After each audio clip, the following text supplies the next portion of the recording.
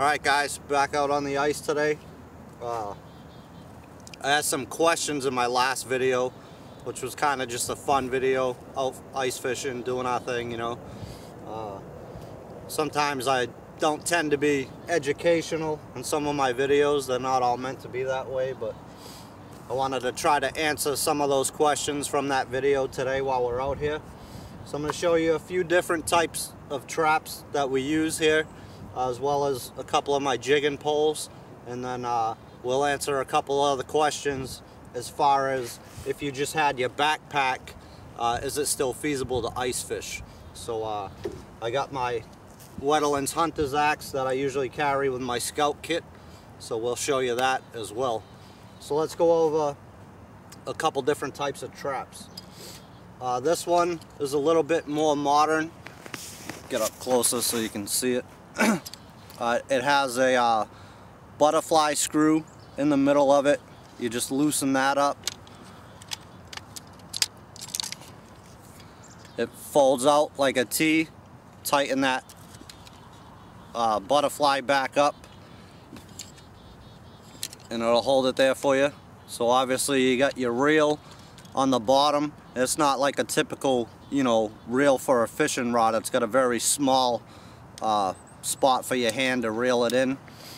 Then on the inside, it's got a little dog leg on this metal piece here, if you can see that, and that moves back and forth. That's actually the trigger. So when your reel moves, you can see that little metal piece behind hitting that trigger off. That's what sends up your flag at the top. So up here, again, another little trigger type mechanism. You just pull your flag up. Then when you bend it over, it connects to this little bar, which on this one is bent at the moment. Straighten that out. Alright, so on the top of your flag it has a hook here. You're going to connect that to the little latch device located on your upright, and then it's got that half a moon in this wire that's part of the trigger system. So now when the fish sets that hook and starts pulling, this little device spins around, hits that dog that we just showed you, and sets off the flag. So pretty simple basic design there. So this is one type of trap. I don't know, you know, the nomenclatures, if you will, or the exact style of trap name, but we got a couple different ones that we'll show you here.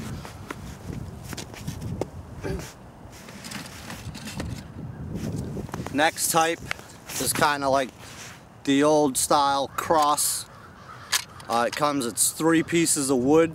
Flip one of them up. Now you got the cross section just like the one we just showed you. Then it also has another one that folds out this way. So you got that X fashion going on. Again, got your reel on the bottom, flag on the top.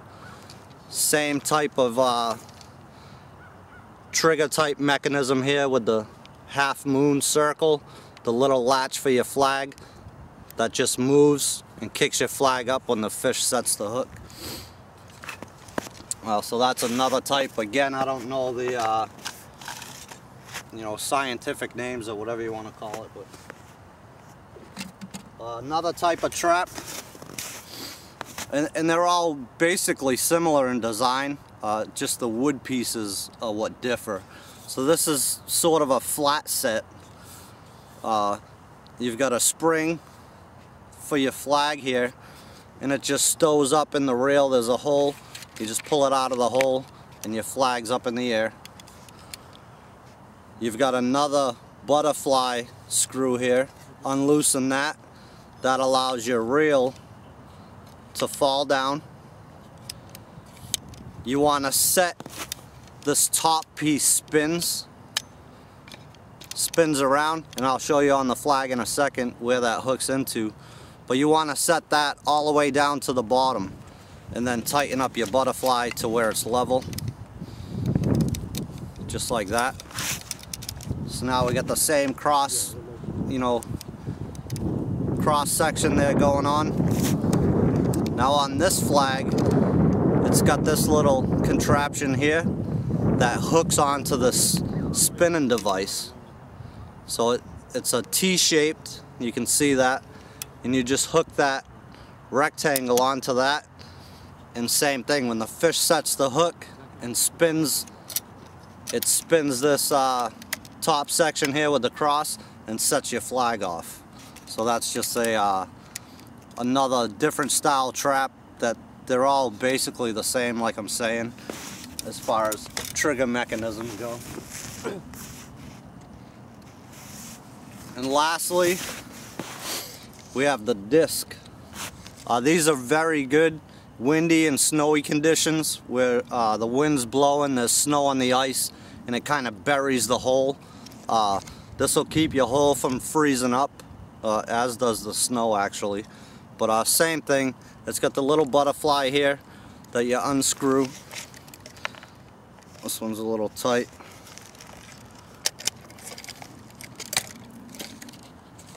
Your whole rod and reel drop down to the center of this trap, just like that.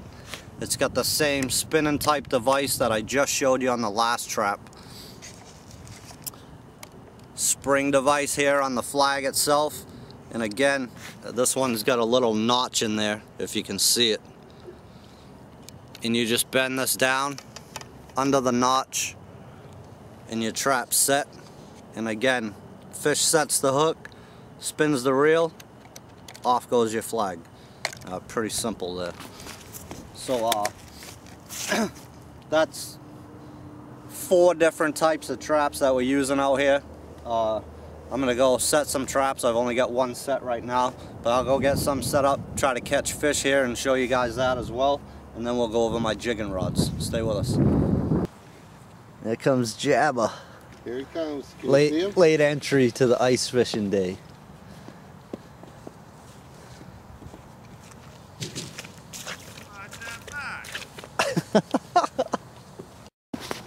Alright guys, so here's Jabba with a different type of trap here. You can see the little jig rod in his set. So he's going to explain this to us and limit the vulgarities for us. Well, basically this is a rod trap. It's an Indian Hill design. And all it does is basically this whole contraption right here, hold your fishing line, and that's what basically sets your flag off. You just take your fishing line between a little rubber gasket, you stick it in there. Make sure you lead it when your drag's nice and loose so it can get sucked out. All you do is put your flag down and wait. The hardest part about this trap is when the flag goes off, getting your rod out and getting the your drag set and catching the fish. So basically, your line's right in here. The fish comes, he pulls the line, the flag goes up. And then you just gotta pull your line out and reel the fish in. Awesome. Good stuff, Jeff. Alright, one of Jab's rod setups. There he goes. Got a flag. Hottest spot is setting the drag. Yeah. Nice, kid. Nice. And you can't tell how big that is. Look at my nose. I'll grab a shiner. I like if you don't have to touch the freaking pickerel, you don't touch the pickerel. I like the hook set on that. Yeah. I'm like Lamar from the good hook set. Nerds, me and my limp-wristed hook setting technique. Friggin' kid shows up late, catches the first fish. Go figure. I love you all. Home field advantage. Must be.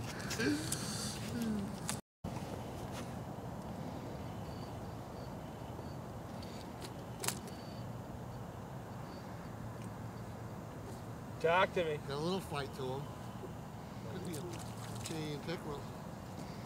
Definitely of the 2 species. Oh, he's got an old hook in him or something. Is it fucking red? I'll tell you in a minute. My bad. There you go. Be a nice chain pickerel here. You can see as the name implies, the chain pattern on the side. Same family as the northern pike. Pike has a pattern with dots on the side.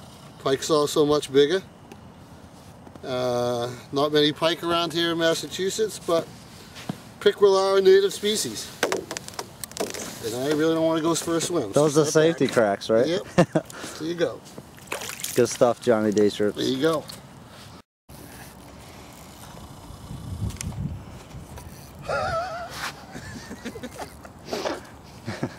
Nice jab. Another chain pickle. This is the Italian bread. That's why. Italian bread, we're talking about food to catch fish, right? That's the way it works.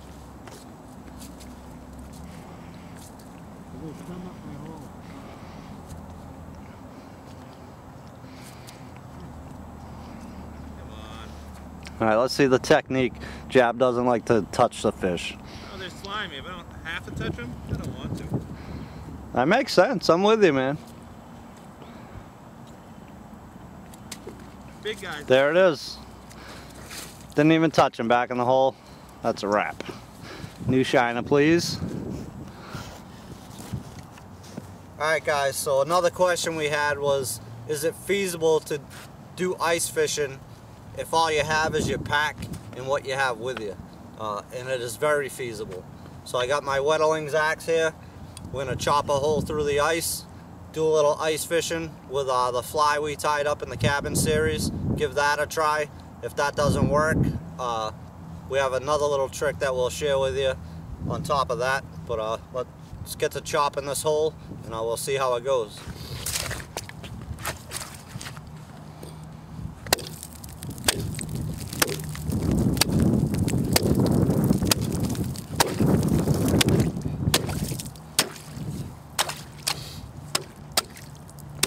You got about 3 inches ice.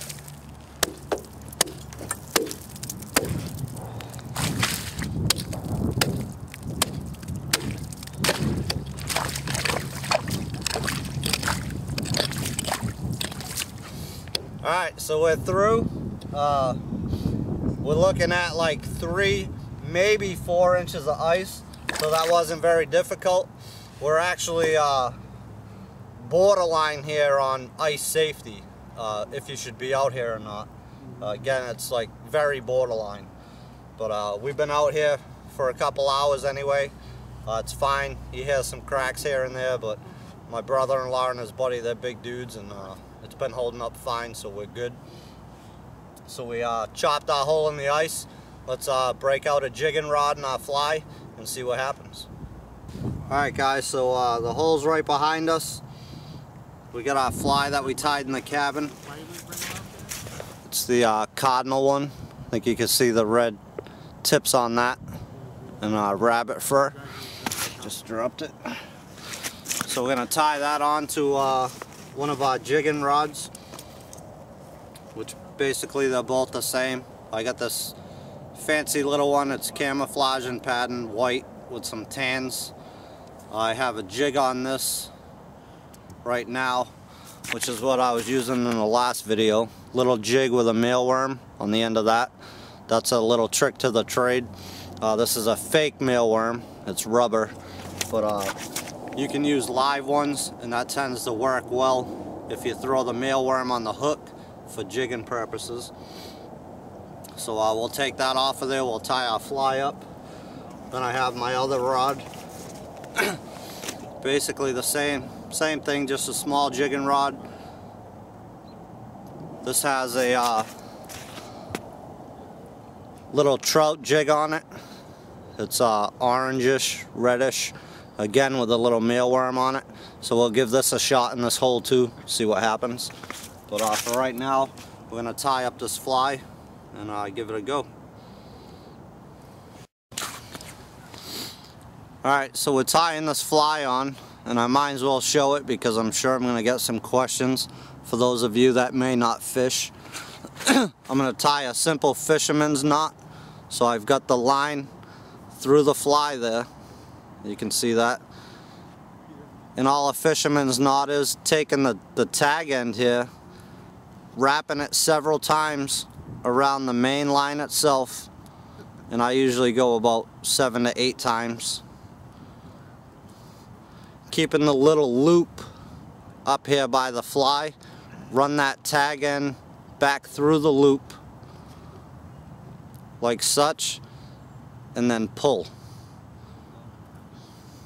and it'll tighten up like a regular knot as far as it'll go, and then you just pull the main line and that'll cinch it right down to the eye of whatever lure you're using, or fly or hook, whatever the case may be.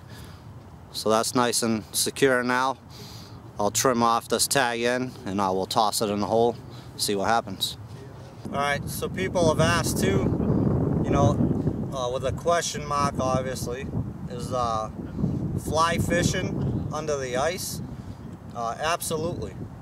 If you know anything about fly fishing, and I don't profess to be an expert at that as well as anything by any means, but when you fly fish, the idea is to get the fly out there and have it keep hitting the water as you cast. And every so often you're going to cast that fly out, let it hit the water and stay there. And then you're going to drag it in slow. Depending on the fly that you use, you have the cardinal feather fly, like we've tied, which sinks in the water. You'll drag that underneath the surface of the top of the water. Ping tong.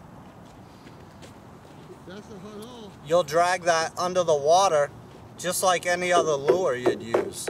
And bring that back, and you can catch fish like that, obviously. As far as the March brown nymph, which is the deer hair tile fly that we tied, that's more of a top water fly. It'll stay on the top, but again, it's the same idea. You'll cast that thing out several times and then every so often you're going to let it stay on the water and just drag it back slow, and the fish will hit that because it's like a dead bug in the water. So flies are very effective under the ice, just the same as they are in open water.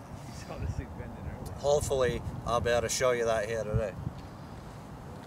Like I said, if if this doesn't work, I have another little trick that I can show you, and we'll try that as well. Another thing you can do too is put a split shot, you know, 6 inches or so above that fly, which is just a steel weight or a lead weight. I have to use steel now in Mass because lead is illegal. But you just put that on your line, piece of split shot. It helps sink that fly under the water, and get you down to where the fish are at. I had fucking 3 days here in a row. Since you showed this place to me, I fucking fish, man. Alright, on a safety note, as you can see around my neck here, we have some ice picks. And it's just in case you fall through. It's up around your neck where you can get to it. And it's just a couple of spikes here where you can dig into the ice and get yourself out, you know, in the event that you fall through. They're not very expensive. I think I picked these up at Dick's for, I don't know, $8 or something like that to save your life. It's a no-brainer. You can make these. My buddy Snow Walker, which is a Pathfinder school instructor as well, Brian Manning, he did a video on making a pair of these with a couple pieces of hockey stick and a nail. So common man for you guys that are into that and may not be able to afford to go out and make yourself a set of these. Very easy to do, like I said, with a nail and any type piece of wood that you can put that nail in, and just have some spikes sticking out so you can get yourself out of the ice. The other thing I have clipped on here is just a weight. What you do with this is just to check the depth of the water. You'll put this on your hook of your ice fishing traps. Set that right on your hook. Lower it down. When it hits the bottom, you want to pull that up about a foot, you know, off the bottom to let, you know, whatever you're using for bait. Usually we're using minnows here in this case, but pull it up off the bottom a foot, let them swim around, attract the fish. So that's all that is right there.